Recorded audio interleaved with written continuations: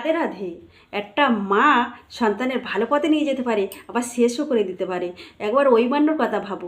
ঐমান্য 16 বছর বয়সে এই পৃথিবী ছেড়ে দিতে হয়েছিল। কেন?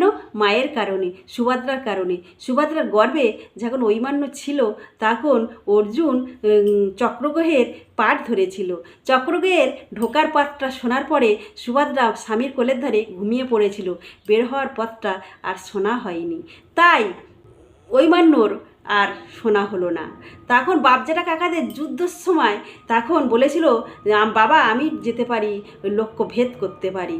তখন বাপজেঠার কাকারা যদি জানতো ছেলে ঢোকার পথটা জানে, বেরোনোর পথটা জানে না, তাহলে কিছুতেই পাঠাতো না।